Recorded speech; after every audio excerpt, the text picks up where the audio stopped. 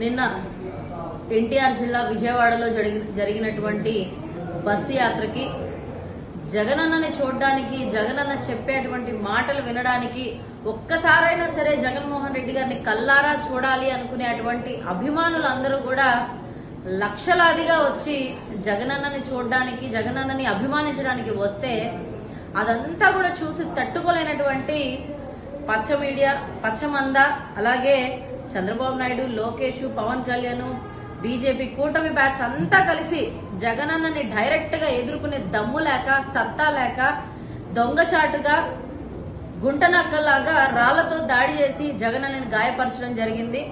నిజంగా ఒక రాజకీయ నాయకుడి లక్షణాలు ఏవి కూడా చంద్రబాబు నాయుడుకి అండ్ కోకి లేవని చెప్పేసి దీని ద్వారా అర్థమైంది. ఈ రోజు జగనన్న గెలుపు తథ్యం. జగనన్న ఖచ్చితంగా రెండోసారి ముఖ్యమంత్రి కాబోతా ఉన్నారు.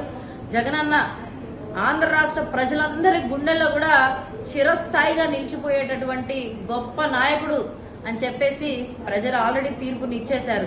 ఆ తీర్పుని తట్టుకోలేక, వీళ్ళ ఓటమిని వీళ్ళు ఒప్పుకోలేక, జగనన్న గెలుపుని ఒప్పుకోలేక ఇటువంటి పనికిమాలిన పనులన్నీ చేస్తూ మా నాయకుడిని నిన్న గాయపరిచే విధంగా, నిజంగా నిన్న ఆ సంఘటన చూసుకున్నట్లయితే పాపం అన్ని కిలోమీటర్ల నుంచి జగనన్న ప్రజలకి అభివాదం చేసుకుంటూ, ప్రజల్ని పలకరించుకుంటూ వస్తా ఉంటే ఉన్నట్టుండి ఆ రాయి తీసుకొని కొడితే ఎంత దెబ్బ తగిలి మనిషి గిలగిల్లాడిపోయాడు అనేది అందరం కూడా చూసాము. మీరేదో ఒక రాయితో కొట్టి జగనన్నని బాధ పెట్టారు అనుకుంటున్నారేమో. రేపటి రోజున ఎన్నికలు అయిపోయి రిజల్ట్స్ వచ్చే నాటికి అంతకన్నా పెద్ద దెబ్బ మీ కూటమి బ్యాచ్కి తగలబోతా ఉంది.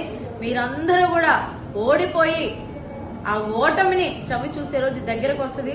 జగనన్న గెలుపుని కూడా చూసే రోజు దగ్గరలోనే ఉంది. జగనన్న ముఖ్యమంత్రిగా ప్రమాణ స్వీకారం చేస్తా